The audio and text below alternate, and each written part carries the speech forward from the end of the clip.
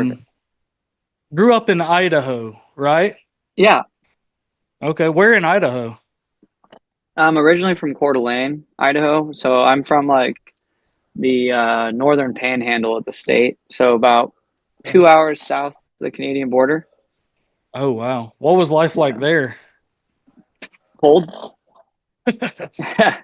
Grew up cold, but Idaho's gorgeous and there's, Yeah. the whole state has about 2 million people in it.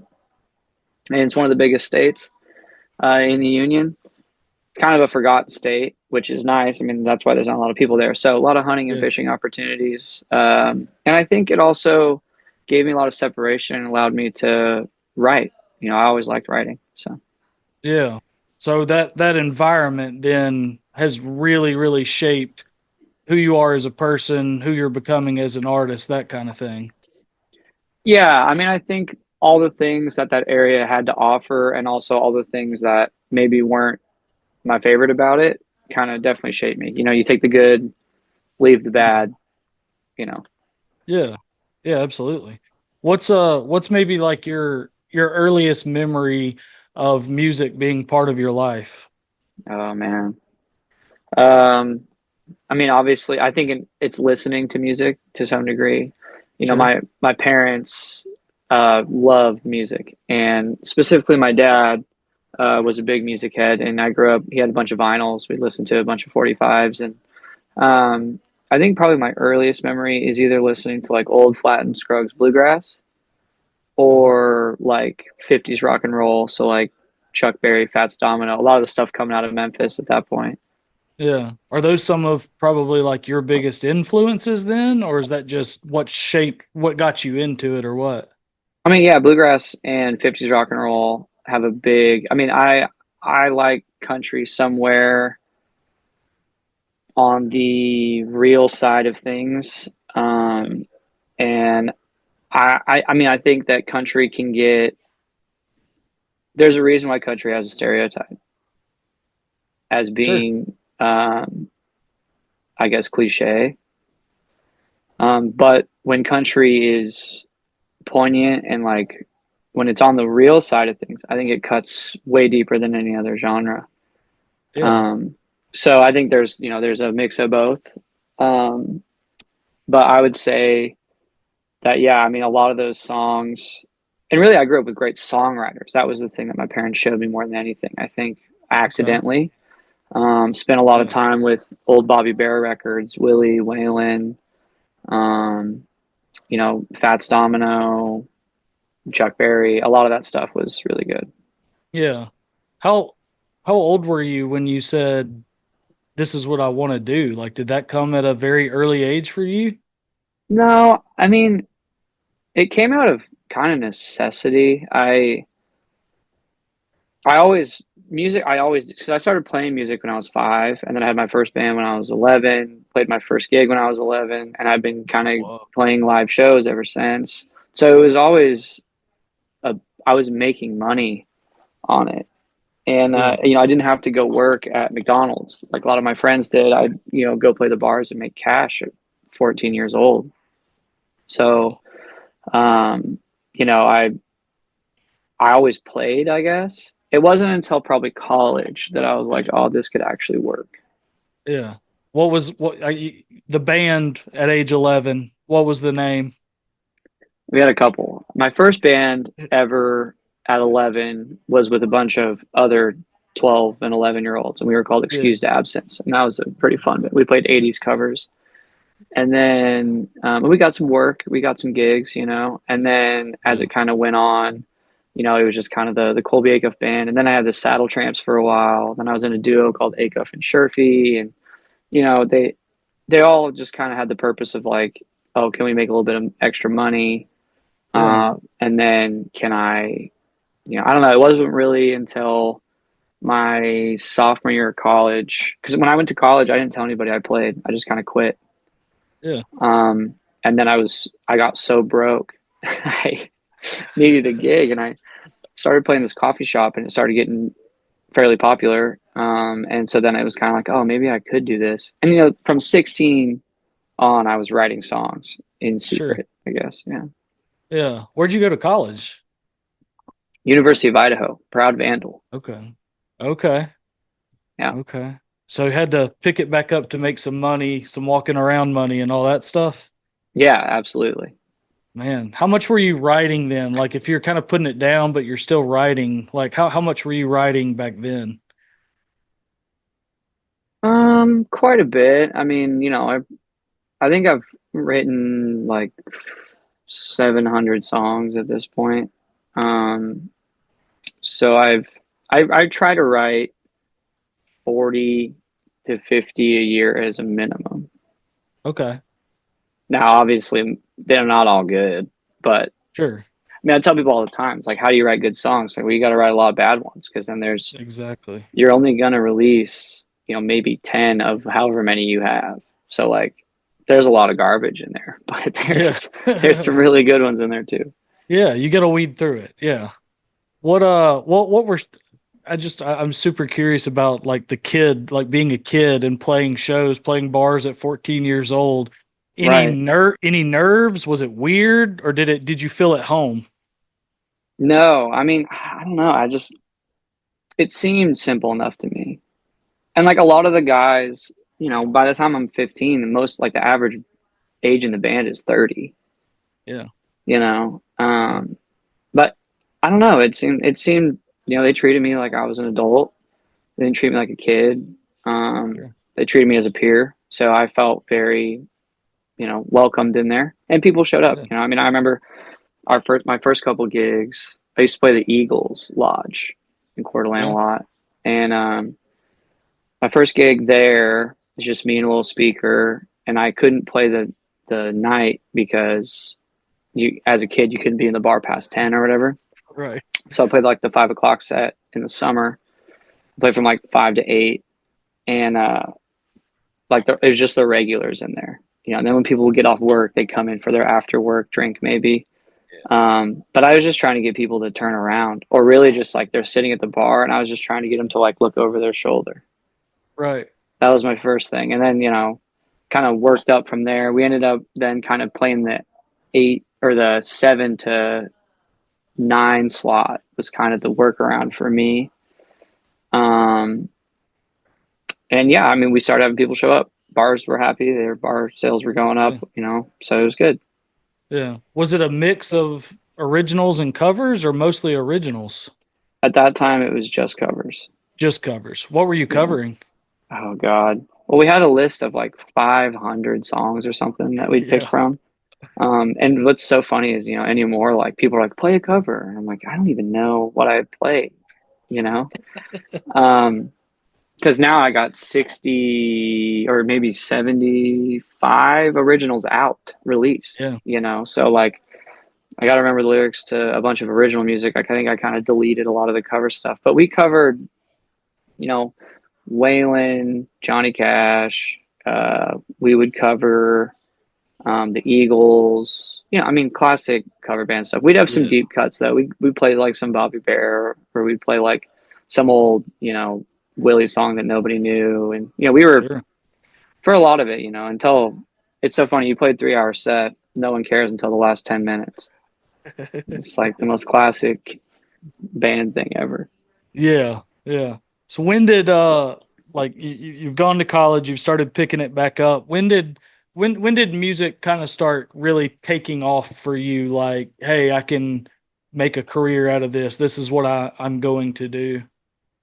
I feel like it's funny because it was almost kind of an accident. Like we was playing the bars, and I was doing half originals, half covers, and it was just Okay. me and this bass player essentially. And it was just like this little acoustic thing, and people just wanted to hear the song, so we could go do that. And um, we wanted to go on a small tour through Montana, but I wasn't going to go on tour unless I had something to sell, like a CD. Yeah. So I met this guy at a bachelor party who was a producer, just graduated from Belmont. He lived in Boise, Idaho. So I drove down, made a record there, um, and I released it. And then COVID hit. So like our little tour through Montana didn't happen, and now I had this CD, but I released it to Spotify, and it actually did pretty good. I got my first paycheck, like my royalty check, Yeah. And I was like, whoa, there's actually money here. Right. And so during COVID, I just doubled down and wrote another record, which I recorded with the same guy, Kyler Darren, out of Den Studios in Boise. We released that record and it was called If I Were the Devil. Yeah. And it just exploded. And it was, I mean, truly like, there was no, I was a fly fishing guide. That was my Yeah. job. So, I mean, I didn't have any money for marketing or whatever. Right. I mean, it was in the middle of COVID, early TikTok days, which was nice, but Yeah. it didn't like it went viral, sure. But like, nowadays, like to put this in perspective, like nowadays, if a song goes viral, that sound will get like 40, 50, 60,000 uses. Yeah. If I Were the Devil went viral, but it only has 2,500 uses. Okay. So it's like very early in the Yeah. app and like how people used it, I guess. But the song itself, I mean, it's a gold, it's a gold song, and Yeah. which is great. But yeah, I mean, it essentially just I released it, it took off, and this music kind of presented itself as an option. Why do you think that song in particular? What connected to people about it? Why did that one of the ones from that album? Why was that the one that took off? Well, one, I mean, I actually I think it's a good song. It's written really well. Yeah. I think it kind of allows itself to go that way. But I also think it's just because um, I think if I would have released it now or when I released it or 10 years before that, I think it would have done the same because Okay. I think people are angry and people, it's funny because that song, when I wrote it, it is a third party perspective Yeah. view of humanity. Okay. It does not pick sides. That's the number one thing about that Yeah. song. But people love to have a narrative. Hmm. And so people will listen to it and they will sometimes assume that it's their side. Okay. But the song is truly just, it's an anti power song. It is a, hey, Sure. like, look at what everyone's doing kind of thing. And the reality of writing is like you give it to people and then it's theirs. So like, it's not, you know, it, they can do whatever they want with it essentially, which is Yeah. fine. But yeah, it is a song that I remember when I wrote it, I was like, I'm not going to release this. It's like too hectic. And because it was in the middle of COVID, it was a totally different ordeal. Yeah. Um, and I played it at a writer's round and people just went nuts for it. And my buddy sitting next to me was like, you should release that song. So, I mean, I released it, named a record after it, did the whole thing. Yeah. And it just naturally kind of went. Yeah. I'm looking at the lyrics. Now, did you write this by yourself? I did. I wrote it in like 25 minutes, quickest song I ever wrote. How in the world did like how does it go that quickly? And how, like what sparked it for you? Like, and then how are you off and running that fast with it? I, it was at my house during COVID. We were doing nothing. I Yeah. was home alone. My roommate was gone. My girlfriend was gone. And I never turn on the news, but I just turned on the TV and it opened up to the news. Yeah. And it was just like the news was just so abhorrent. Awful. Yeah. And so I just sat down with my guitar and I grew up listening to the Paul Harvey If I Were the Devil thing. So that was a little bit of the inspiration behind it. Sure. And I just was like, if I were the devil, first thing that I do, I was like, wow, this is just flowing. And I just wrote and Yeah. wrote and wrote, and it was just over before I knew it. That's crazy. How much like did you have to go back and do much like you wrote it in 25 minutes and I write books that's what I do in addition to the podcast, but like was there any back end editing of that or was it all like did you tweak things around or what you wrote is what you put out? No, there's always tweaking. There's like Okay. subconscious tweaking because as you sing it, you find Yeah. things that sing better or whatever. And Sure. the last what would that be? The last verse to end the song Okay. to get that to flow to where he goes back to hell. That took me a long time. maybe like a day. I had to work on that to get that Okay. to go back. But Is that really, is that the verse that starts with "For my final act," et no, no, cetera, et no. cetera? It's the Or where? last verse. So it's the one that closes the song. So it's if I were the Okay. devil, this world was Oh, mine to see. okay. That's what I had to get to. Like I Yeah, had to get to where he prefers I see. hell versus the earth. And that was like a tough, because the other thing about like, writing a song is tough because you can't just say the idea. It's got to rhyme. It, Yeah. like you can't just be like, oh, well, then he realizes that he, Right, prefers right. this other thing. You don't have enough. You have to tell a whole thing in 3 minutes. Yeah. Um, and so there's the challenging parts of writing a song is that if you're trying to get deep with it and you're trying to like put a lot of Mhm. information into a short, Yeah. thing, um, yeah, it can be a little tough because it's also got to rhyme, it's got to sing well, it has to have cadence, it has to match the thing. So sometimes that can take a little time to tweak, but for the most part, like the entire thing was done in 25 minutes. Quite a puzzle piece. Or Hmm. not a puzzle piece, a whole puzzle. That's a Yeah, but lot. when it starts going, it flows. I mean, it just Yeah. the songs write themselves. Yeah. Do you have like I've had plenty of people in the writing world, whether it be magazine writers, certainly people who write books, like I do, talk about the muse and like I believe in it. I believe that at times there is something there that inspires, but I also believe that writing is in any form is insanely hard work. People don't think that. They think, "Oh, that must be so easy," and it's actually kind of a grind. What is like not just that song, but what's an example maybe of something that took a song that maybe took you a while or something that you were like, this thing is driving me crazy. I can't quite get it right. And how did you finally get it to the finish line? Yeah, I there is nothing worse than when you have to write. Yeah. When you feel like you have to write and there's just nothing there. Yeah. Me and my producer call it the spotlight of the universe. Where like the spotlight of the universe just kind of like goes around everybody and you just Yeah. kind of wait your turn. When it hits you, Yeah. it's like go 10,000 times go. Like, because you never know when it's going to move off of you. Because when I'm Yeah. writing and I'm writing well, I'll write 40 songs in a month. Okay. But then I'll go 6 months and not put pen to paper. Hmm. Like it just, for me, it's when it's good, it's good. And, I've written song, like a great example of this is a song called Cherokee Rose. I love that song. It's on my list. Thank you, man. Yeah. So that song, like, my buddy presented the thing to me of like I have this song title and I have this idea. Then we like reworked this idea. I was feeling really good the day that we wrote it. I wrote the chorus and we kind of started on the verse and then we kind of put it down, but I really Yeah. liked it and so I kept working on it and working on it and then it kind of the fleeting inspiration kind of left and then Right. I was kind of stuck and then my producer and he was like, well, I don't really think that this is like, we need to change these storylines. But sorry, like, so You're anyway, good. the Cherokee Rose, it kind of fleets like I don't know, like the inspiration kind of goes away. And then my producer's like, well, I think these story points could use some work. And that song, I'm like, dude, I'm trying to tell this whole life story in 4 minutes. Yeah.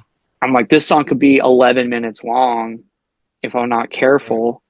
And so then I had to rewrite that song 4 times from top to bottom Oh lyrically. my gosh. And that took months, honestly. That took 2 months Wow. for me to get where I really liked it. It Another paid off. song. Yeah, no, I mean, the song is incredible and I love it, but that was a song that was hard work. That was a tough one.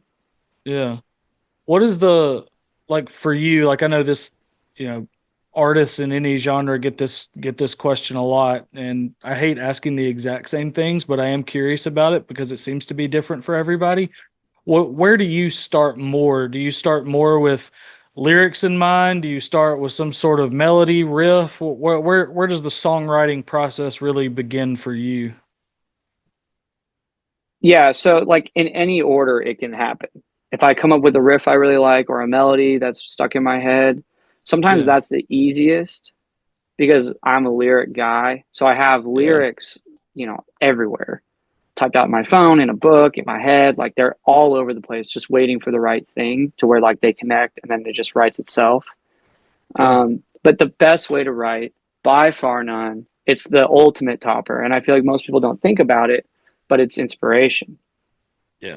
Like if you're not inspired, then it's just you're forcing inspiration, which is the hardest thing to do. So like I want to write when I feel very inspired versus when I just kind of feel like I need to, or like, oh man, Yeah. like this is a great idea, but I have literally nothing for it. So Yeah. I tend to find like I write super well when something in the music industry inspires me to do something or something, whatever it is. It could be a movie. Like I find a lot of inspiration in movies, especially like Wes Anderson films. Anything that's like super artsy and like Yeah. stimulating, like not something that's like super dramatic, but something that's like really well done. That can Sure. definitely get me going. Or if like I have a favorite song at the time, or if a band really, sticks out to me. I think um, it only gets harder. Like I always describe music for like people because I do think there's like a weird thing with where people are like, oh my God, like music is such a, to them, it's like magic. Like we're doing like a magic trick. Right.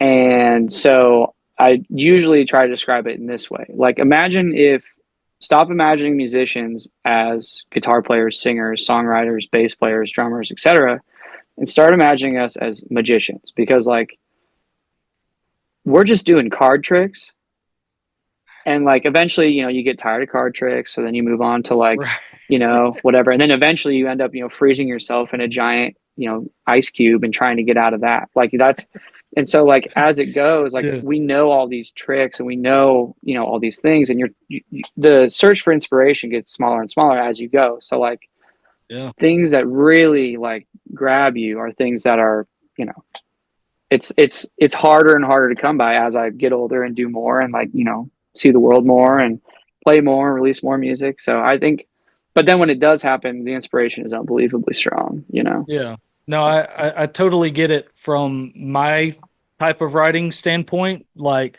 the things that I find inspiration in are more than anything are talking to people.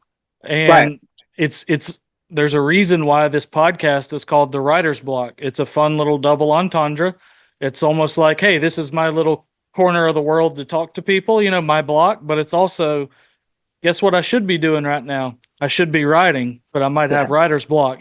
So it's that kind of thing is like I'll get off of these and be like, okay, I've had this conversation with somebody and I've heard what inspires them and now I'm inspired by that. You know what I mean? right, yeah, yeah. And I think it's funny because like people always talk about writer's block, and I mean it's obviously like a real thing. It's super hard, but it's just once again it's the lack of inspiration. Because I think like if I had it my way, it's not like a lack of drive. Like I would love to write at full capacity, full inspiration mode every day. It's like the most fun. Like when you're in it Oh yeah. and it's just flying off the page and like you Hmm. just everything is like coming together. I mean, it's so Yeah. funny. Like when I am writing well, I'm like, dude, I can't believe that there's times where I can't write Yeah, because right now exactly. I have all the answers. Yeah. And then when I can't write, I'm like, I can't believe that I even wrote this song.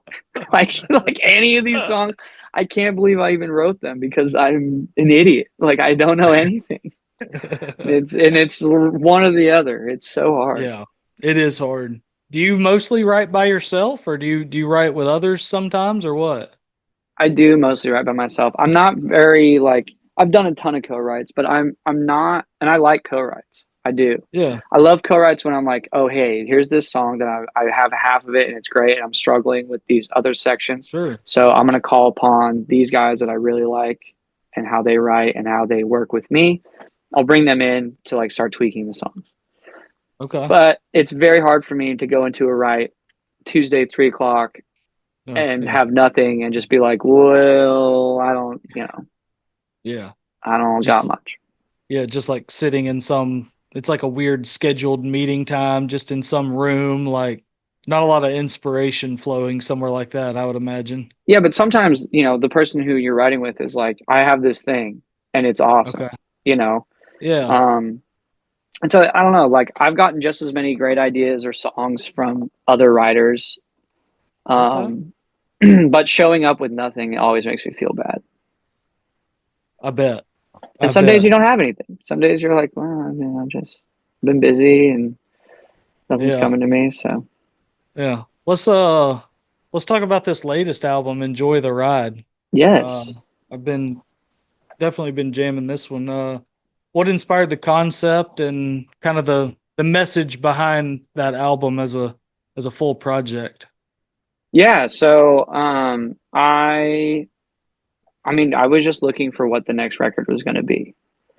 Okay. I was a little lost. I'd written a pretty dark record prior to that called American Sun, Yeah. um, which had a lot to do with like mental health and just hard times and where the world's going to go and just like a Yeah. lot of kind of that stuff. And Yeah, Bruised is probably my favorite one from that.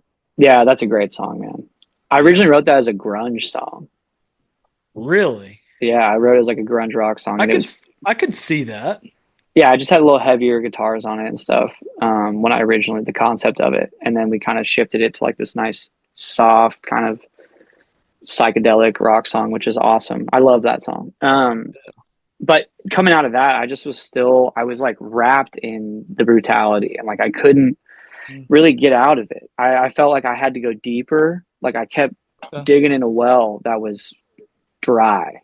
And so the songs just started, what I was writing started to just really, it was so dark. And my producer was like, dude, you used to write like funny shit too. Like you can't just, like, you got to remember that your writing is like this, not, it's a little wider Right. than you think. And so, anyway, um, I was like, you know what, you're right.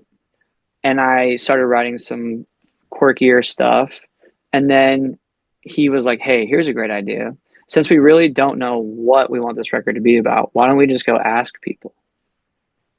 And so we packed up the car and we went on a weekend road trip and we interviewed 40 people um, about their lives, about who they are, whatever. And we Yeah. asked them just got to know people.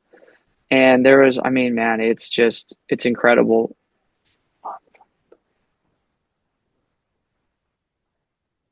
Sorry, again, another phone call. That You're is getting absolutely, spamming. They're spamming absolutely hard today. brutal. I'm sorry. You're fine. Um, but yeah, we went out and talked to 40 people, Yeah. got to know kind of the collective. And then I realized early on in this road trip that, you know, I kind of wanted to interview people and then get like 10 or 11 songs from individual people to feature them. But Okay. everyone is the same. So what I realized very quickly was that that wasn't going to work and that people are way more similar than we think. And Mm, so the 40 people turned into 10 songs as a collective to represent kind of the album, to represent everybody. And I wanted to write an album for the people. So then the concept record kind of comes about where there's two characters in the record through the 10 songs, and they're supposed to represent kind of everybody. So it was a really fun project to make. interesting. Interesting. Where was the road trip to and from? How long did all these interviews take? So we went to Johnson City, Asheville, and Knoxville Okay. over the Yeah. weekend.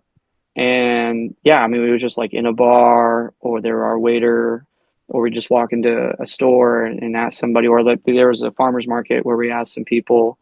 And it was just, one full day and, a night in each town. Yeah. And just, I mean, it also restored a lot of humanity for me. It's so much easier to talk to people face to face than, what you see online. Yeah. And truly everyone's exactly the same. You can view things differently, but everybody wants the same outcome. And intention is everything. Yeah. What was what were I mean, were you asking these people all the same questions? Were you asking them different questions? What did that look like? Yeah, so we had like a list of 25 questions that we would ask people, and it was just kind of, some of them were more specific, and then some of them were just kind of to let them go so they can just Okay. talk. But it was like anything from, who are you? Tell us about yourself. Can you tell us about Yeah. this area? What does your perfect day look like? Are you happy? What are your goals? What would you do if you won the lottery? Blah blah blah blah blah. Like a lot of things Yeah. that some of them were more specific, some of them were not. Yeah. Um, Well, yeah. No, no, keep go going. I'm ahead. sorry. No, you're No, I was good. just gonna Keep say, going. but of those 25 questions, there was like eight of them that everybody answered exactly 100% the same. It's crazy. Of course. Yeah. Why was uh why was Trail Less Traveled the choice for the opener? Uh, because in the storyline, to me, that introduces the male character. That is like, in a loose way, that's like his young mentality of Okay. like, okay, here's the male character. He is unbridled, loose and free. It's him against the world. Yeah. He doesn't have much plan for anything, but he just knows he wants to keep going forward. It reminds me a lot of myself when I was young. And I think it's definitely like that young male thing where like you're independent enough, you're strong willed, you're stubborn, but you're also like dumb. You're just dumb enough to not know.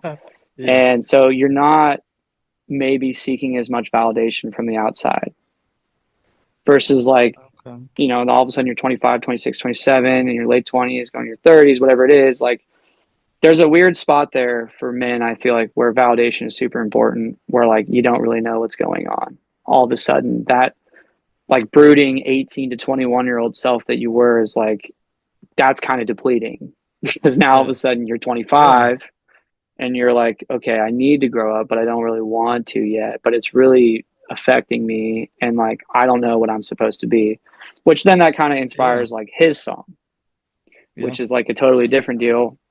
But that's why that song is track eight, because I wanted to separate Trail Less Yeah. Traveled and his song by years, Right. essentially in the storyline. That's neat. I mean, I've been listening to it, but I haven't really I'm gonna have to now go through and listen to it top to bottom again with that in mind, with kind of Yeah. that storyline in mind. That's cool. I'm looking at it. I'm keeping it up so I can pay attention here and make sure I'm following along. But so obviously a bunch of what you've written about, outdoors, work, simple living, that kind of thing. How do those themes are they evolving, or is that a well that you go back to a lot because it's what you know? Where are you kind of at with that? I mean, 75 songs in, I imagine, kind of like you've already said, it gets a little harder each time, I would imagine. Yeah, I mean, I don't know, man. The well that I have, I try to not put myself in a box. Like I Yeah. don't sit down to write and go like, okay, here's my words. I got truck, beer, girl. Like, you know, I try to remember specific emotions so then I can, Yes. figure out how to write, and then I feel that way when I'm writing it. And then I'm like, hopefully that it'll mirror when other people listen to it. Yeah, Um, but yeah, no, I mean, I write what I know. for And I sure. know pretty simple living. And, I mean, I'm not, there was a tweet the other day where someone was like, man, I can't remember what song it was. It was something off the new record, maybe like Cost of Life or something. And people were like, I just, people are like, I don't know, understand how Colby Acuff gets us so well. And my direct response to that is because I am one of you. I am Yeah, not, I am a person who, I'm not like a fame chaser or anything. I just love sure. songs, and I try to represent people and like give people agency in their life so that they don't feel so alone. I mean, I feel like so many people using music to me as escapism is total bullshit.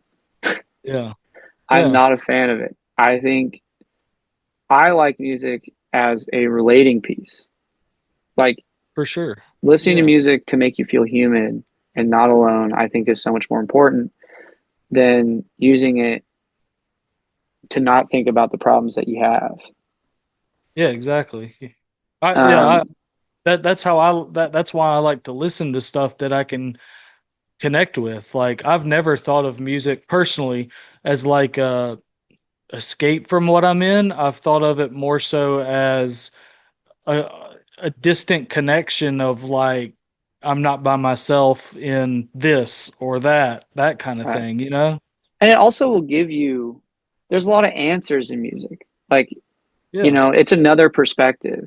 It's another thing that you can listen to that maybe you're missing this one thing in your life. Like, whether it's what you need to be grateful for, or whether it's a Yeah. personality thing, or whether it's like, existential problems or depression or whatever it is. Like there's a lot of things out there that people are also singing about because they might have gone through the same thing. And if a lot of people are listening to that song, that will definitely help you realize that, okay, yeah, like it's not just me. Yeah. I'm going to ask you this question, then I'm going to go through kind of the six songs that I've been kind of listening to the most across your whole catalog and just get you to tell me a little bit about each one. Yeah. But is there currently where you're at now, is there one particular song at this moment that really kind of says this is who I am right now as a person, as an artist, that kind of thing? Oh, I don't know. I mean, as as I write song, I mean, it's so funny. Like I go back and listen to like If I Were the Devil, Mhm. that whole record. Like I wrote that record when I was 23.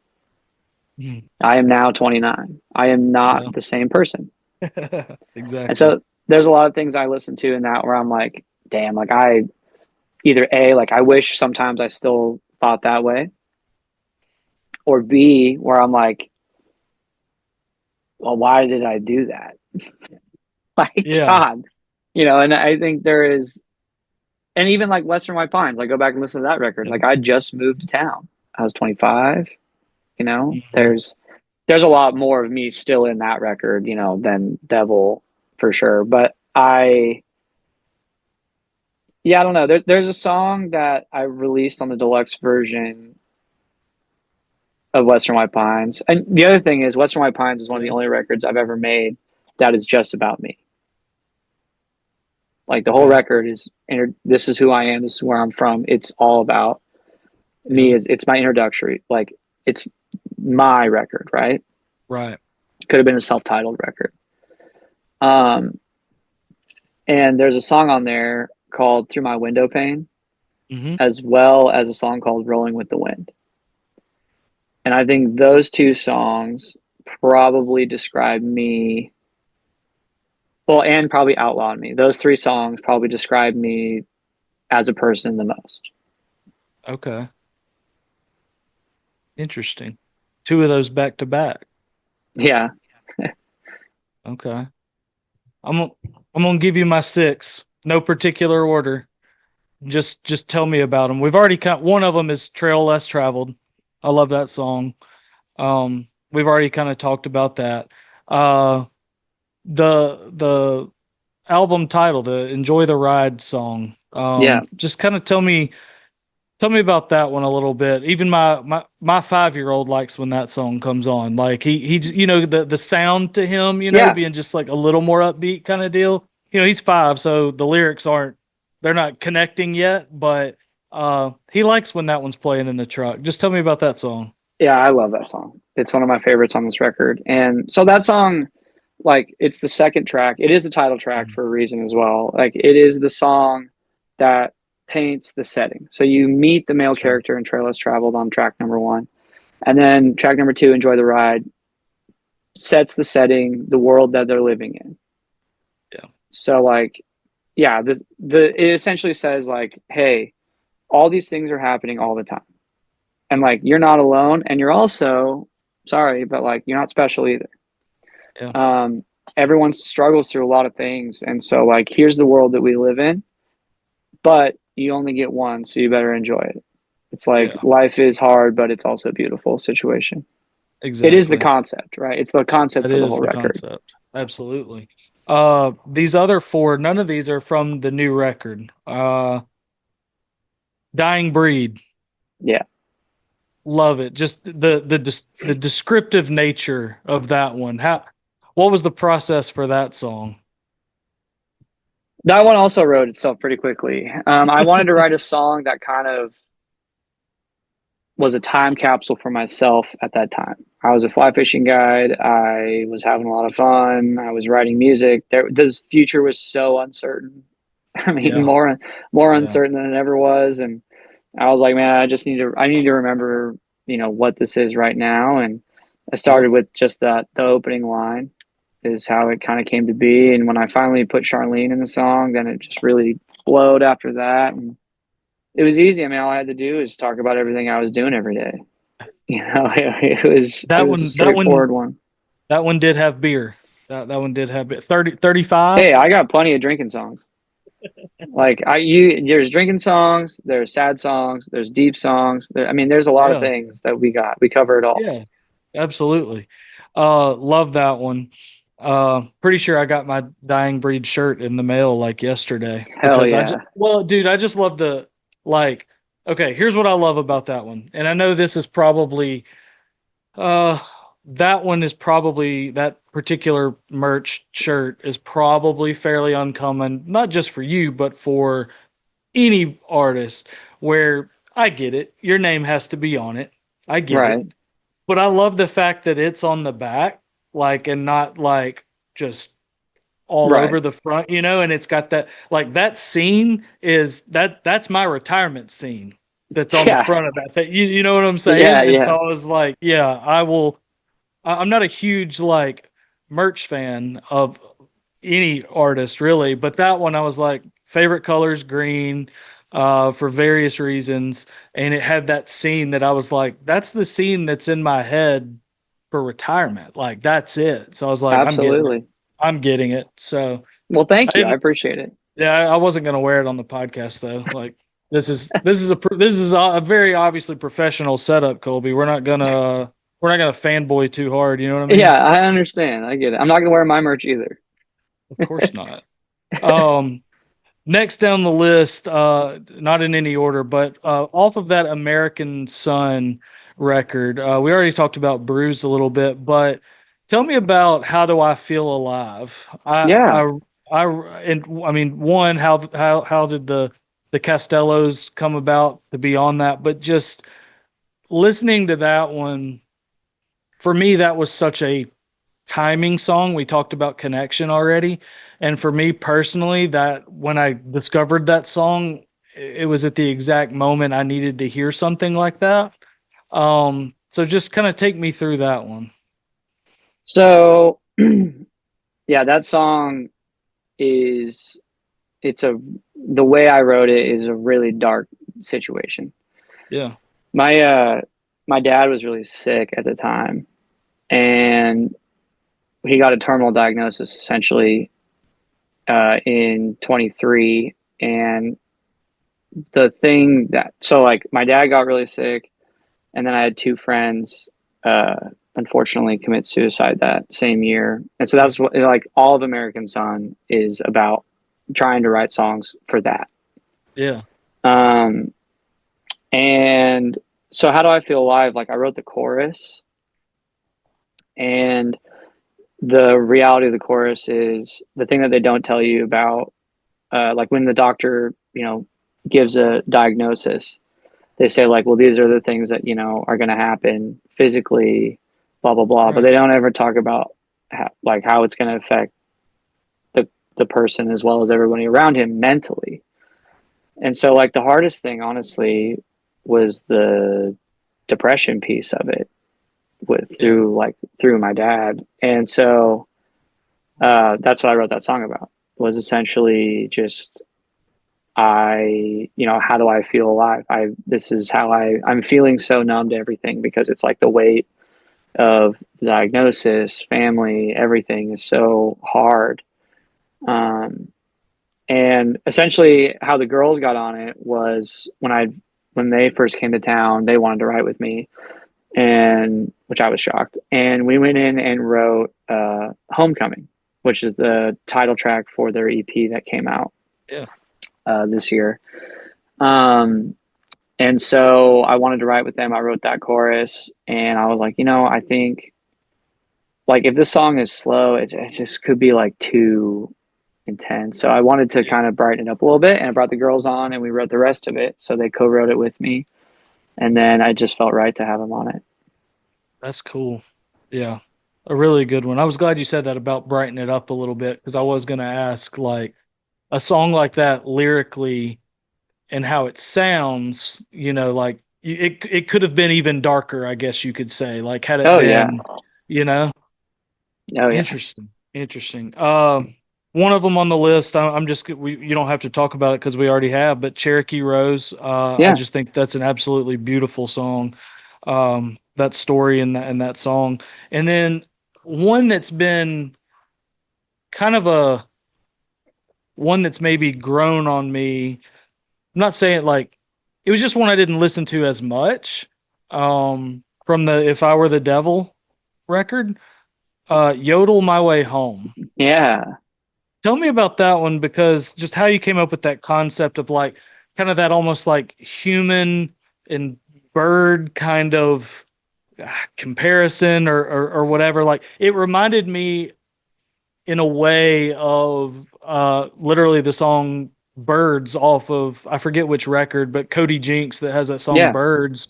Yeah. Um, it felt kind of in that same vein to me. Like just tell me about that song, what it's about, how that idea came about. Well, I mean, so one thing I will say, I do have a couple tropes that I lean on, and Yeah. I love birds, so I do sing a lot about birds. I think there's a lot of great comparisons. Mhm. Like once again, if you're trying to say a lot in a short amount of time, Yeah, comparison and metaphor is the only way to do it. absolutely. So like I find a lot of comfort in birds. I feel like there's a very easy way to describe everything that we don't have because birds and humans are obviously so polar opposite. Sure. Um, and so I think with Yodel My Way Home, I wrote that song a long time ago, but I know where it was coming from. And that was the whole If I Were the Devil record is from a place of like, well, I don't know, like no one's going to hear this, so I don't care. Yeah. I'll just say whatever I want, which is how I should Right. write anyway, honestly. Um, but that song in particular, it was like that was the song of here's the option where it doesn't work out. Mm. Here's the song of like, well, I just did this whole thing and I'm not going to do it anymore. I'll just go home. I'll just be done. Like they're not Yeah. going to play my songs on the radio, which they still don't, which is fine. And they're not gonna care, and that's fine. So just pour me a drink and I'm done. Yeah. Do you care that they don't play your songs on the radio now with streaming and touring and all No, that kind of stuff? to be honest, I've never given them a chance to. Like, there's no reason why they would, right? Like, I haven't Sure. proven that I need to have a song on the radio, and I understand. Like, I didn't do a radio tour. I'm not like out there, shaking hands with a bunch of radio. So like, I understand why they don't. Is because to radio I don't even exist, and so that's totally fine. I have made this bed, so I will sleep in it. Yeah. Do you like them? Do you like the bed that you've made? I do. I mean, I really do, man. I mean, I don't have a lot of people telling me what to do, which is great. It obviously comes with its own struggles. I mean, I think, being an independent artist is tough, but it's also tough being on a label, if I'm just being 100% honest. I mean, a lot of what Sure. people don't know is that just because, a label isn't a hot ticket, it is a Yeah. ticket.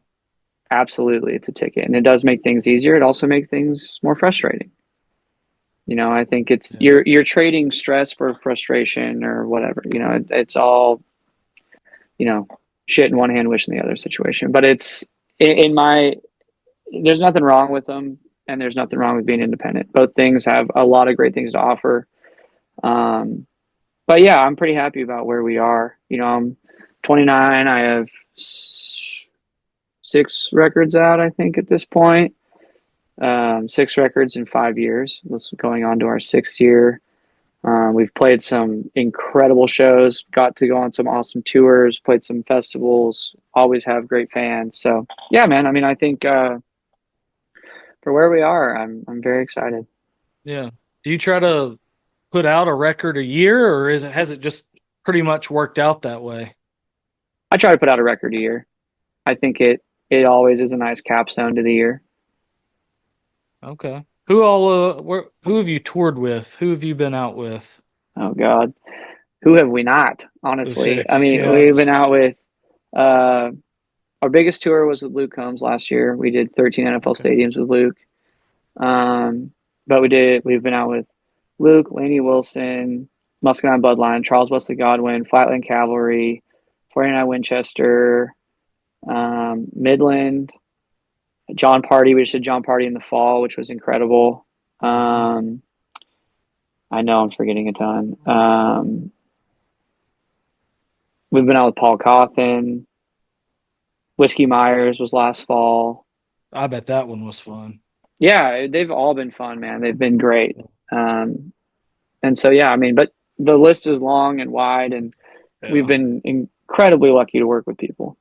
Yeah. That's a good list, man. I'm in Alabama, so I'm a big Muscadine Bloodline fan for sure. Dude, they're my favorite. I love Muscadine. They're They're awesome. so good. I Great love that guys, they too. like I'm not saying they like reinvent themselves, but it's like every record, like it's like they try to do something different, like almost Yeah. like prove something to themselves, kind of thing. Like, hey, we just want to do something like this or like that, and they just go out and do it. Like, seems to be a lot more freedom in this kind of these days, being independent and building a fan base organically, and it seems to be working out for a lot of y'all.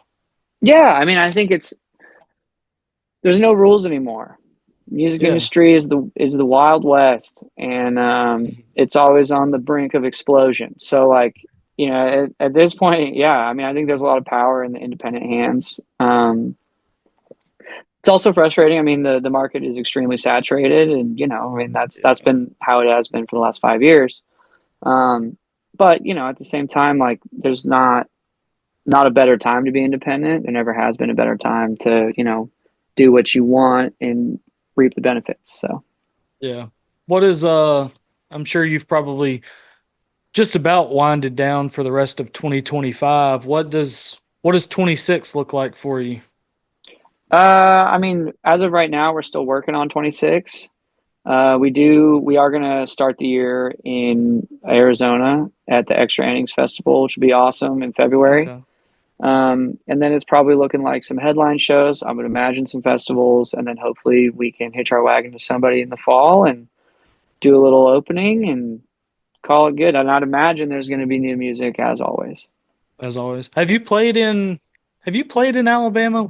Where have you been around here before? A little bit. We played Huntsville a couple times. I played Tuscaloosa once with Paul Coffin. Not a ton of Alabama though. Got to get you at the new Coca-Cola amphitheater or whatever, I think is what That'd it's called be now. that'd be sick. Yeah, I'd It's be a very it's a down. it's a fun place. It's a fun place. I didn't know if you had done any like been around like I know early on it was still COVID and all that, but I'm thinking of oh shoot, wasn't it Iron City and some of these like Yeah, smaller venues and stuff like that? I didn't know I if you had played been. I played Iron City with Flatland Cavalry last year. Did you really? Yeah. Okay. Iron City is where so like this is kind of crazy. I'm in this nonprofit in Alabama. I'm actually wearing their hat today randomly, not by design.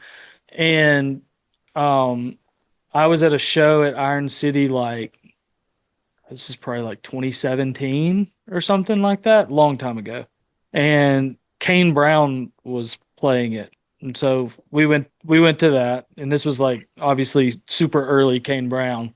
I like his some of his older stuff more than his newer stuff. But um he had Walker McGuire was opening for him and that band is no longer a thing. Don't know if you know Jordan Walker. I Uh don't, you don't unfortunately. know Jordan? You know Kane's song that just was number one, Backseat Driver? Okay, yeah.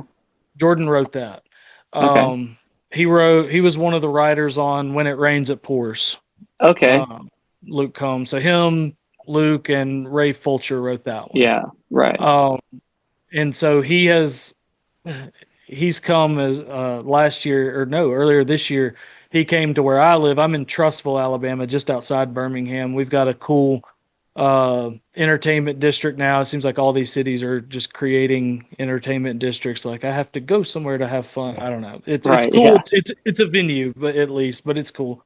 And so he came, played it with Ray Fulcher came, and Adam Craig. Okay. Uh, Yeah. no, Adam. So they came and played that. So gotta get you down here. They're Yeah. coming I'd back. love to, man. They're coming back next year. Like I think they come in April. But we gotta figure out a way to get you down here. That'd be awesome. I'd love to, man. It'd be fun. I'm not some booking person, but I know I've gotten to know Jordan and worked that out directly with him to get him down here. But yeah, we got to work on that, Yeah. Just let me know. dude. I would love to. We'll stay in touch. Yeah. Hopefully, Please. Please. Yeah. Absolutely. yeah. Okay. Well, anything else? Have we run the gamut of all the things? Anything else you want to talk about? All I all I got is time.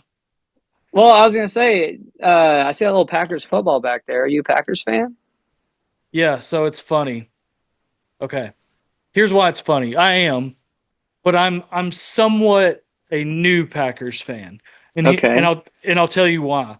I try to do a lot of random content. Like people have told me constantly, you need to create a channel for this, a channel for that. And I'm like, I don't have the bandwidth or the Right. know-how to manage all the things. I'm gonna put it in one spot. If you find it, great. If you don't, sorry. About a year, sometime in the last 2 years, like when I was in college, I started pulling for the Texans like a little bit, and it was only because D'Amico Ryans was their middle linebacker, and he played at Alabama. I went to Right. Alabama. Then they drafted like Antoine Caldwell from Alabama. So I was like, all right, they're taking all the Alabama guys. I'll be a fan of them. That lasted 6 months, a season, Right. and then I just didn't really care. And now with college having the transfer portal and the NIL, how it has become set up versus what it was supposed to be, in my Right. opinion. It's made college for me a lot harder to like really be invested in, just as a viewer, as a fan. Like I'm like, okay, who is this guy? I don't remember his recruiting story. Oh, it's because he transferred. And then you hear that story 50 times for one team. Right. Yeah. And so I was finally about a year or two ago, I was like, you know what? I'm going to pick an NFL team. I'm not going to just be like, ooh, the Chiefs. Like I don't enjoy the Chiefs, but I was like, I'm going to pick a team. I don't want to just pick the Falcons because they're next door in Georgia. Lifelong Braves fan. But I was like, I'm not just going to pick it based on where I live. Like I want it to matter. Like, and I'm also in basketball. I'm a Celtics fan, and it's very much the same reasoning that I picked the Packers was it's a storied franchise. There's history there.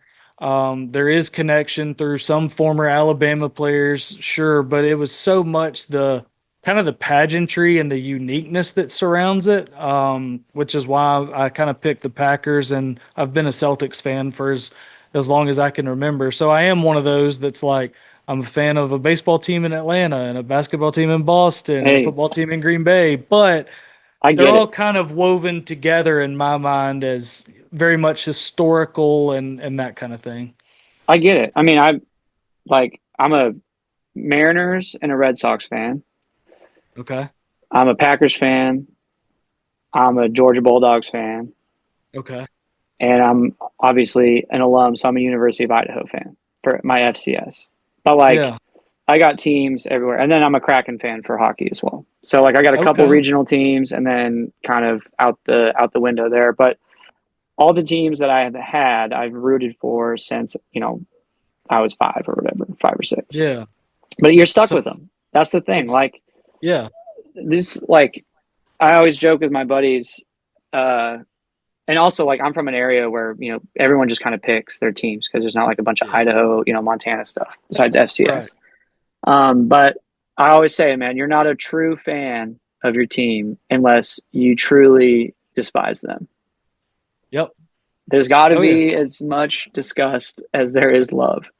I That mean, that's what geez, that's what makes me maybe one of the biggest Braves fans I know is same because with I'm all so my just teams. Yeah, I'm just yeah, oh, I've felt for you with the Mariners. I was because the like I enjoyed these playoffs so much be, because the Braves weren't in them. I was like yeah, there was no stress. I could just watch baseball and it'd be fun. And then I was pulling for the Blue Jays because I just didn't want the hmm Dodgers to oh yeah. win. And then that was pretty devastating the other night. Like I felt for Toronto so much. It was the best, worst October ever. Yeah. Like probably the best World Series we've seen in our lifetimes, like from start to finish. And it ended the way most everyone would have predicted back in March that the Dodgers would win it. But the bad guys won, which The just bad sucks. And the the bad bad guys guys won every won. time. Like, Yes. the I'm not going to say that Toronto was the bad guys, but in the Mariners Jays game, they were, Yeah. right? I mean, how are you going to, I don't know. I mean, it just, to me, it was great baseball. I loved it. I loved every Yeah. second of it. And I was pulling for the Jays. I mean, the Dodgers are just, Yeah. dude, Yeah. they When got to when go. like when Freddie Freeman, so like this is what got me the worst. Like I've always thought when Freddie Freeman chose to leave the Braves, however that went down, there's different stories you hear. Regardless, he left. He goes back home. He's from California. I'm like, okay, I kind of get it, but like, hey, you could have signed with the Angels. You could have signed with the Right. Giants. It didn't have to be the Dodgers, but he signs with the Dodgers, gets that one World Series last year, and I'm like, all right, he's still been with the Braves longer. He's got one World Series with each. When he goes to Cooperstown, hopefully he's still wearing that A on his hat. And then not only the other night does he get his second with the Dodgers, which means you're probably going to Cooperstown in that awful Dodger blue now. He gets, catches that final out on that double Right. play and his reaction, like where he threw both arms up like that, it was the exact same reaction as the 2021 World Series when the Braves won. So it's like I'm re-seeing it. I'm telling you, if you put them side by side, it looks exactly the same except that he was in the Dodger blue. Yeah. And that was the one, even though it's been 4 years, that was the moment where it finally hit me where I was like, oh, he's not one of us anymore. No. And I couldn't watch any post. I turned it off. I went to bed and I was like, I'm done. No, I mean, and it's, yeah, I don't know. Like, it's hard because I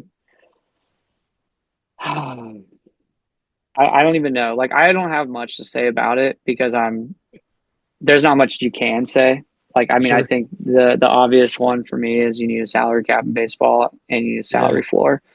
Um, and I think like, cause like even, the Blue Jays, this whole conversation of like, well, the Blue Jays they're not a small market team. They're the fifth Yeah. largest market team.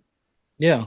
Like they have a ton of money, Yeah, I think and people I kind of think people maybe think that like just because they're in Canada or something, it's like, oh, they must be like small market. They're the only Canadian team. Like Toronto's huge. they're also the only Canadian team.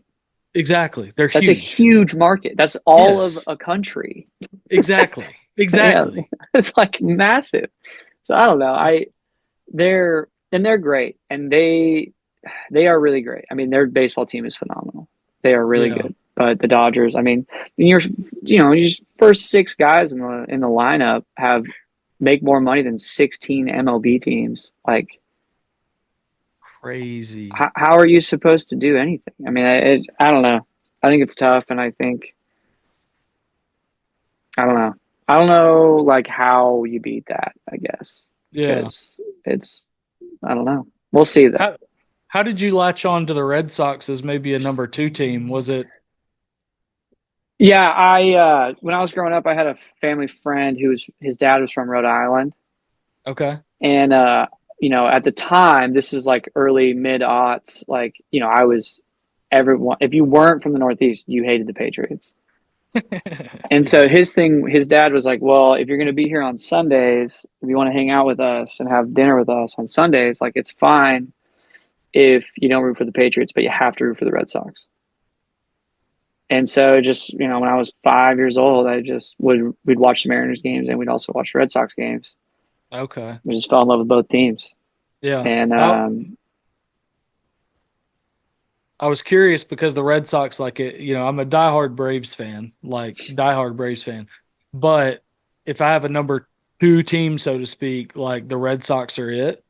yeah, And yeah, a lot of that was yes because of 2004 and watching that unfold, coming back from 3-0 to beat another one of those teams with too much right. money. But oh my gosh, we went to I guess it's been, oh my God, it's been like 9 years now. Me and my wife took a trip to Boston.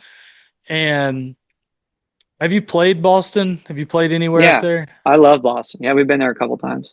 Like, to me, it was like, and again, this is just a week-long trip, so it's not like I can judge the city fully based on 1 week, but I'm a sports guy, so check for Boston.